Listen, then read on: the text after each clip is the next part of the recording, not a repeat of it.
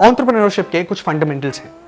पहला कि एक प्रॉब्लम आइडेंटिफाई करना, दूसरा उसका एक सस्टेनेबल सोल्यूशन निकालना, और तीसरा ये देखना कि ये सोल्यूशन एक स्केलेबल बिजनेस बन पाएगा कि नहीं। आज हम जिस ब्रांड और जिस एंटरप्रेन्योर की बात करने जा रहे हैं, उन्होंने ये सब कुछ किया, पर कैसे?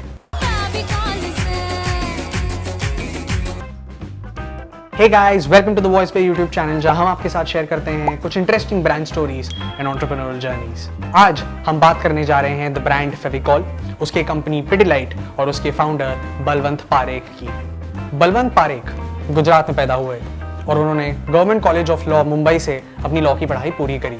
क्योंकि वो इंसान बहुत ही आदर्शों वाले थे, यार मेरे मुंह से झूठ नहीं निकल रहा। और फिर 1954 में उन्होंने एक डाइंग एंड प्रिंटिंग प्रेस में काम कर लिया।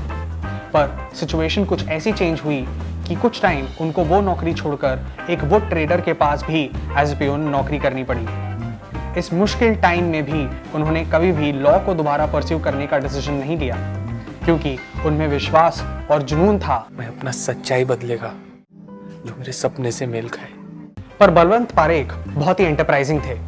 उनकी लाइफ में एक इन्वेस्टर आते हैं जिनकी हेल्प से पेपर डाइस, एरिका नट्स और साइकिल्स इंपोर्ट करके उन्होंने यहाँ बेचना शुरू किया।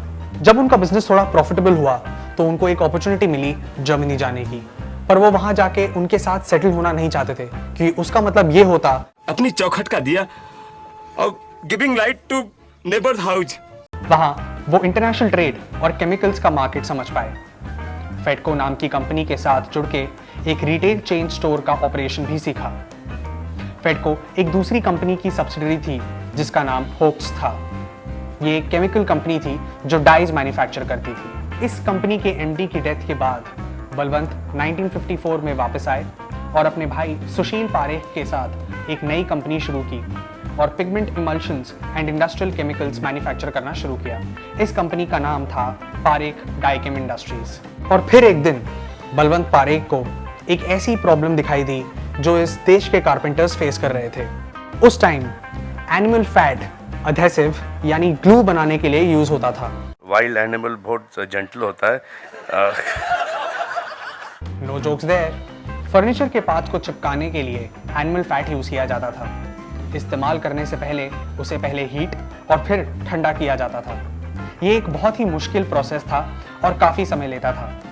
और तब बलवंत ने सोचा कि क्यों ना एक ऐसा प्रोडक्ट इंट्रोड्यूस किया जाए जिसे आसानी से कारपेंटर्स यूज कर सकें और उनको एनिमल फैट जितना समय भी ना लगे।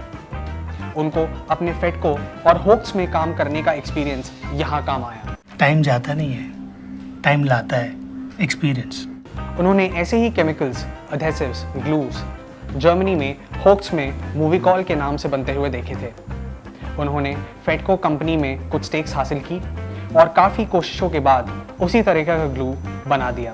तब 1959 में उन्होंने अपने छोटे भाई नरेंद्र पारेख को भी अपने साथ बिजनेस में जोड़ लिया और पिडिलाइट कंपनी शुरू करके फेविकॉल ब्रांड इंट्रोड्यूस कर दी। फेविकॉल का मजबूत जोड़ आसानी से नहीं। और इसका नाम फेविकॉल कैसे पड़ा? फेवी इसलिए क्योंकि इसका नाम फेडको से लिया गया था, और कॉल इसलिए क्योंकि जर्मन लैंग्वेज में कॉल का मतलब होता है दो चीज़ों को जोड़ना।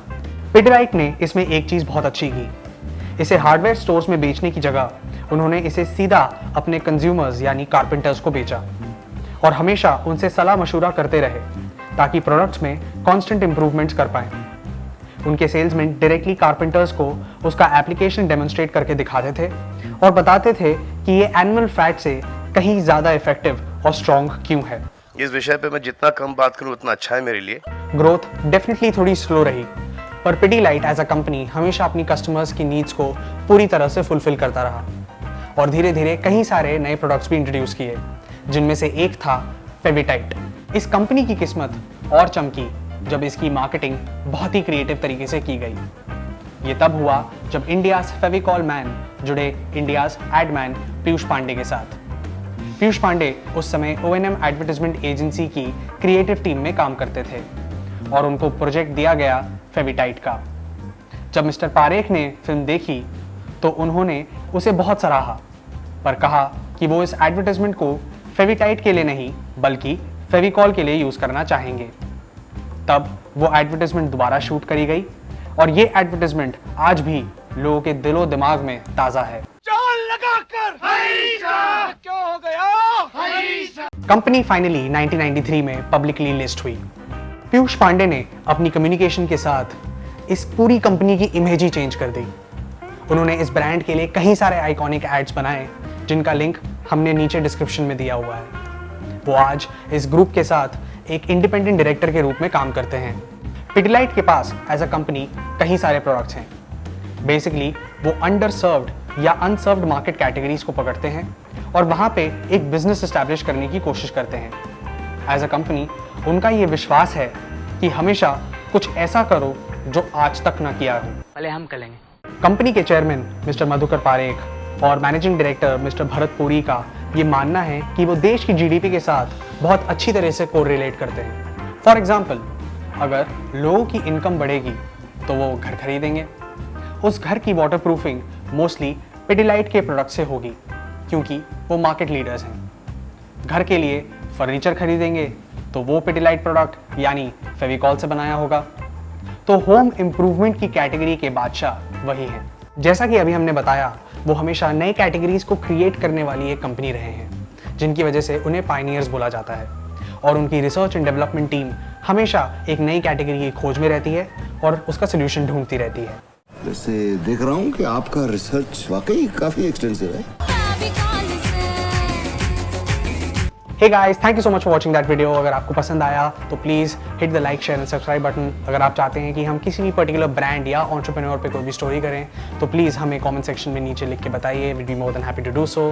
हम आपको अगले एपिसोड में मिलेंगे। Till then take care, good bye.